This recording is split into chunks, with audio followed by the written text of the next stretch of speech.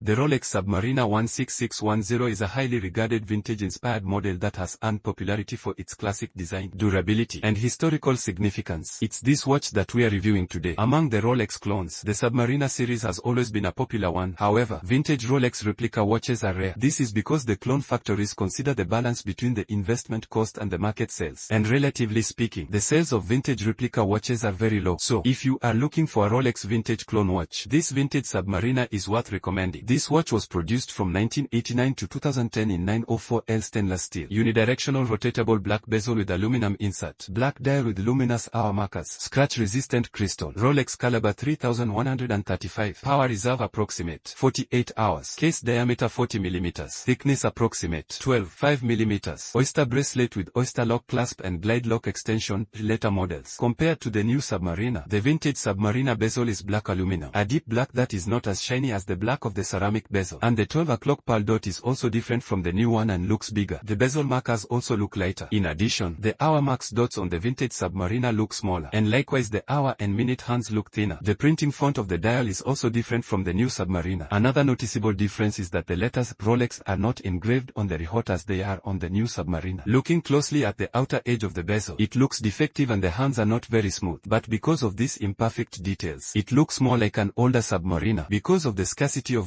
vintage Rolexes, this watch isn't perfect, but if you're into older Rolexes, this one looks like the best choice.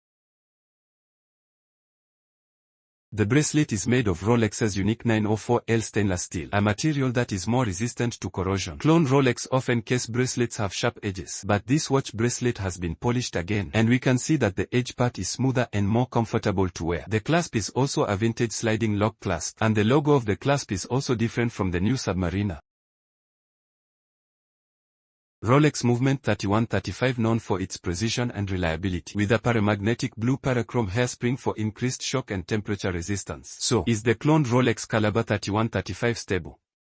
This movement is from the Dondong Movement Factory. The structure of the movement is almost 1:1 with the structure of the original real 3135 movement. All the functions are also the same as the original. The power reserve is about 40 hours, and the Super Replica movement ensures that the size and thickness are synchronized to the original. Over the years, this movement has been proven to be reliable by a large number of buyers. The Rolex Submariner 16610 is a classic, durable dive watch with a timeless design rooted in Rolex's professional divers lineup. Its vintage combined with Rolex's legendary reliability, makes it a favorite among collectors and enthusiasts seeking a versatile, iconic timepiece with historical significance. If you like vintage Rolexes and don't want to spend too much money on an original on the second-hand market, this looks like a pretty good one to try.